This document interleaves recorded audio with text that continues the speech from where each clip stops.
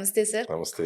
And main ఏంటంటే helmet పెట్టుకోండి అని గవర్నమెంట్ చెప్తది. ఫైన్‌లేస్తారు. పెద్ద పెద్ద బోర్డులు పెడతారు. హ్మ్.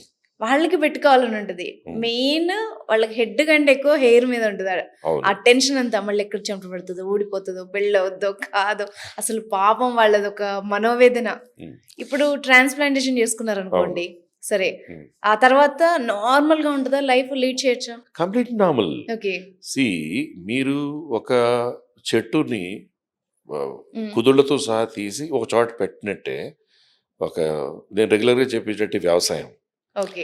వ్యవసాయంలో ఒక చోట ఉన్న చెట్టు కుదుళ్ళతో సహా హ్మ్. తీసి ఇంకో చోట నాటుతున్నారు. హ్మ్.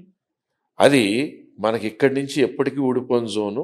ఎందుకంటాం పర్మనెంట్ జోన్, టెంపరరీ అంటే హ్మ్. ఇక్కడున్న హెయిర్స్‌కి, ఇక్కడున్న హెయిర్స్‌కి, ఉన్న హెయిర్స్‌కి హార్మోన్ వలన డైహైడ్రాక్సీ టెస్టోస్టెరాన్ వలన హ్మ్. అలాగే 5 ఆల్ఫా రిడక్టేజ్ అనే ఎంజైమ్ కారణంగా ఏదైతే టెస్టోస్టెరాన్ కన్వర్ట్ అయ్యి డీఎస్టీగా అవుతుందో హ్మ్. ఆ రిసెప్టార్స్ ఈ హెయిర్స్‌కి ఉండవు.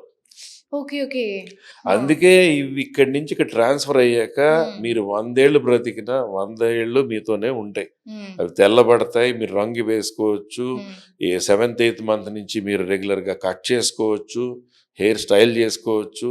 చక్కగా కుదుళ్ళతో సహా ఒక చెట్టు పెరిగి పెద్ద మానయినట్టుగానే ఒక చోట నుంచి ఒక చోట ట్రాన్స్‌ఫర్ అయినా ఈ లైఫ్ లాంగ్ ఉంటాయి. ఓకే. ఓకే.